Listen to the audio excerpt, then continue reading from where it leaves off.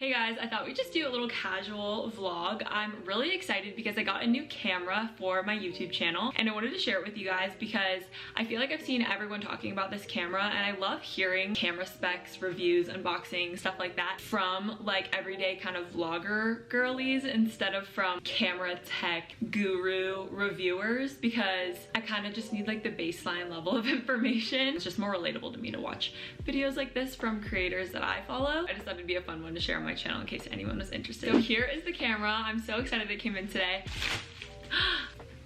Okay, so this is the DJI Osmo Pocket 3. I got the creator combo. It just seemed like the coolest product, something that I feel like the vlogging community has been wanting for years now. I ended up ordering mine from Best Buy and it literally came in like 2 days, I think. I've watched so many videos on just all different tech specs. I'm excited to open it up and get using it.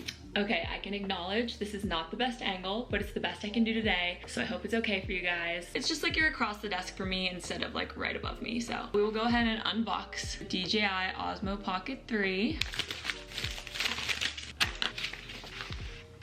I think most everything is in this little case it comes with, but we'll get everything out just to make sure.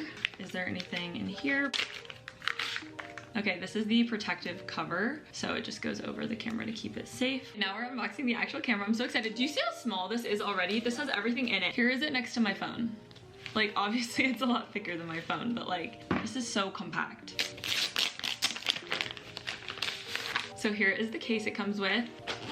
Okay, so there's lots of goodies inside. We'll just start unpacking it. Oh, first thing I do is grab the camera. Love that for me. So this is the DJI Osmo Pocket 3. It is so tiny. So we'll set that to the side. I think this is a battery. We'll just get everything out and unpackage it. All right, so that's everything in the bag. We have a charge cord here. This is USB-C on both sides. This is the little microphone that comes with the camera, and then it also has a little wind fuzzy thing. So now the microphone has its wind protection on. And it also came with a little like hand strap, but I think that's for the camera, not for the microphone, so. This, I believe, is just a little tripod.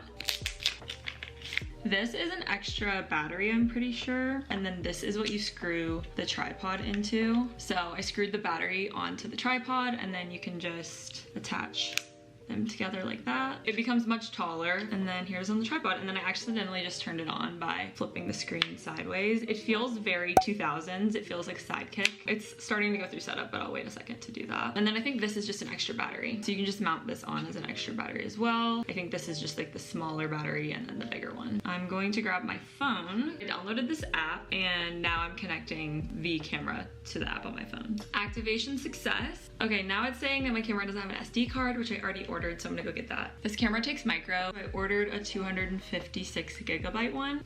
Wait, wasn't this supposed to come with the wide angle lens? Yes, here it is. So I'm gonna open that up while the firmware is updating.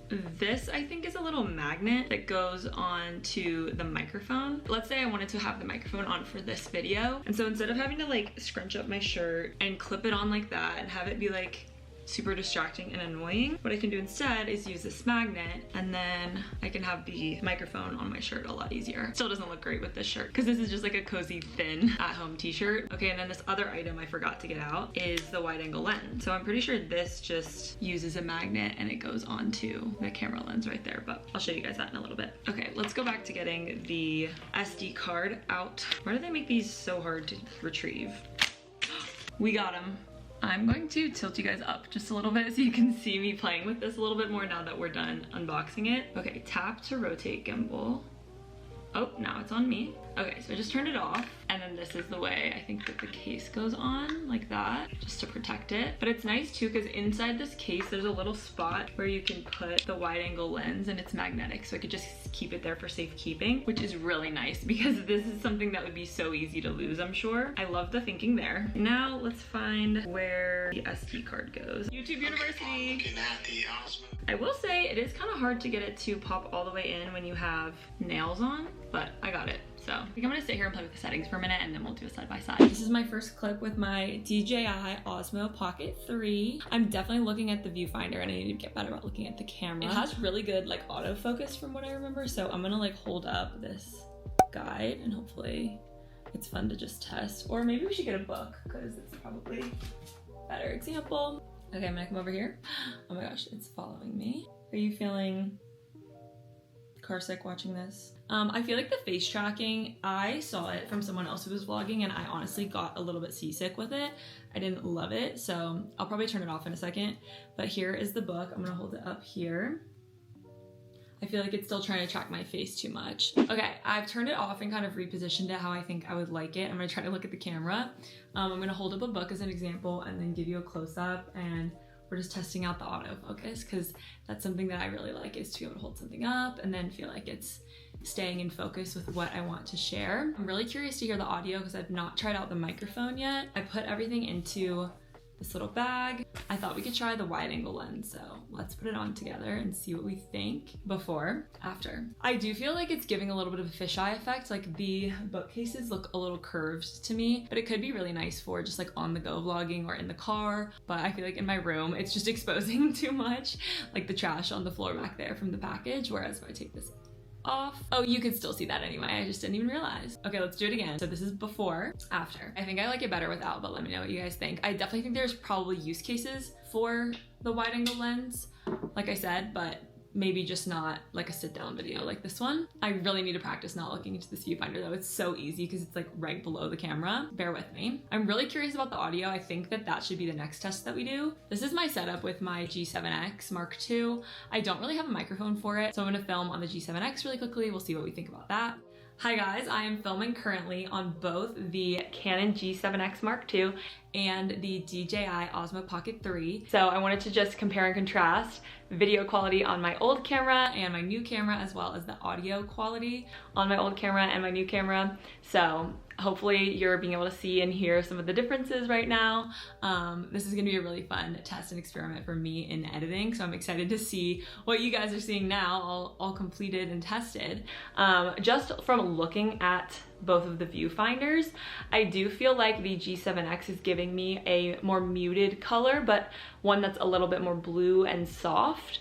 And then I feel like the DJI Osmo Pocket 3 has a brighter color on the screen and is making me look a little bit more like alive with the colors. But I also think that the coloring on the G7X looks pretty. It just looks a little bit muted and soft, and this looks a little bit bolder. So I won't put any color correcting on these clips. This is a fun clip. I hope we're enjoying. We are now recording with the microphone. I think that it should be working and it should be on. I'm curious to hear the audio. This was not the best shirt to wear because it is just the most thin, flimsy shirt. So this microphone is not heavy, but it's still gonna look like it's dragging down my shirt a little bit, but that's okay. We're just here to test the audio. But I just watched a YouTube video all about the microphone, so I'm still gonna be learning a little bit. And I also need to keep getting better about looking in the actual camera. You can't have this record separate. Like you can't have the DJI Osmo record its own natural audio and then also use this as an extra file. You can't have both tracks running at the same time. As soon as this one connects to the camera, it overrides the audio track of the clip, which honestly is nice because for me in editing, it's nice for them to already be like merged together. So I'm not having to like create compound clips. One thing we could do is turn the overhead fan on in here, and hopefully you wouldn't hear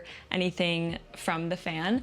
I have been struggling in the past month of filming in here. It gets really hot, especially with studio lights on, door closed. It just can get a bit stuffy in this room, but I haven't been able to really keep the fan on in here because it's really loud for my audio, and it would create this kind of like wind sound, at least with my G7X. I have it on low right now, and it's usually fine if it's on low, but it doesn't really do much of anything when it's on low. So I'm hopeful that I could maybe turn the fan up in the future and we would have no problem. So I'm actually gonna do that now just so we can test it. I honestly feel confident that there's not gonna be an issue with that because that's what this like fuzzy thing on the microphone is for. It's like a wind protector. It's definitely going fast now and I feel like would cause an issue. I'm gonna turn my Canon back on. Okay, I turned my Canon camera back on. It's right here, and my DJI is here. I have my microphone on for my DJI, so we are using microphone audio for this camera right now. But I turned my fan on high, and I wanted to see if my Canon picked up this wind sound that I was talking about, and hear if the DJI notices it at all. I will say I feel like right now with the Canon, We obviously are angled differently. Let me turn this one this way a little bit so they're angled more similarly, I guess. I do feel like it darkens the background, which is kind of nice, and blurs it a little bit, which I do like, at least for like a sit down kind of moment. But when it comes to like follow me around or just like clips throughout my day, I feel like this kind of style is nice. So I don't know, I'm just kind of nerdy about this stuff, and I think it'll be interesting to see the difference and get your all's feedback. Sorry that I keep looking in two different spots. But yeah, just wanted to test out the audio between the natural audio for the Canon and the microphone audio for the new Osmo. So I also will say I've been filming on this new DJI Osmo for maybe 20 minutes of footage, and I think I have like 6 more hours of available footage given the SD card that I got. So I think that should be plenty. Walking out of my office space. I don't have the facial tracking on because I just found that that was really disorienting, but I just thought it'd be fun to walk around the apartment for a second and just see how it does in terms of stability, making sure you guys aren't getting seasick watching me walk around with this vlog camera. I keep looking in the viewfinder, so I do apologize for that. Okay, I also wanted to do a side-by-side comparison with my phone filming vertical and the new DJI filming vertical. I have my microphone on for the DJI still, so we're comparing the audio that way. I know that the microphone might be distracting, but I feel like it is important to have good audio. So I also, if I was using it, could just hold it like this in a video, which is honestly kind of fun and chic because I feel like everyone holds their microphones in videos. This microphone audio is only going to the DJI, which is this one, and not the iPhone, which is this one. So anyways, I just wanted to kind of film a side-by-side. This is the selfie camera on my iPhone, and then just the normal but vertical 3K footage on my DJI. So this is just kind of the original settings for everything. I haven't done a ton of messing with the settings on either, but I just wanted to kind of see if they were comparable or how they compared. I'm going to stop on my iPhone and film with the reverse camera as well, because I'm curious about that comparison too. Okay, hopefully I'm in frame on my iPhone because I can't see. That is the big thing. Even if these two clips are pretty comparable, I can't see what's going on my iPhone, and I can see what's going on my DJI. So I already like the DJI more for that reason, but I just wanted to see how comparable they were with the iPhone. And the DJI, this is the back camera on the iPhone, and still the same natural audio from the iPhone and the microphone for the DJI. So these are our two options for vertical.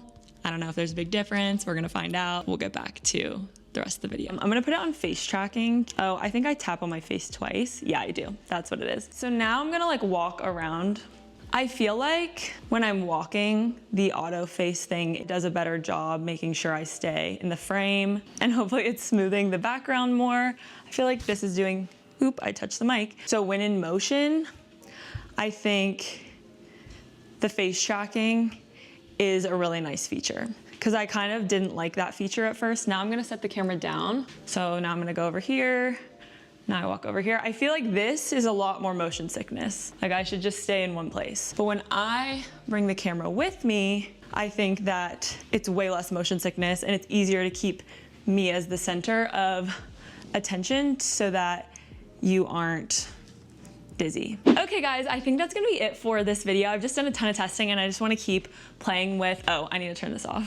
Definitely still learning. I just wanna do a quick unboxing and first impressions of my new camera. If you guys wanna see a video in like 6 months with a full review, pro tips, all that stuff, I'm sure I'll have a lot more to say about it then. But I'm just really excited about this, so it's just something I wanted to share with you guys. I know it's not book related, but I hope you still enjoyed. If you're thinking about getting this camera, I definitely have had great first impressions, and I'm excited to keep playing with it. And if you have this camera and use it, comment down below if you have any like pro tips. Yeah, I think that'll be it for today. Thank you guys so much for watching, and I'll see you in another one very soon. Bye.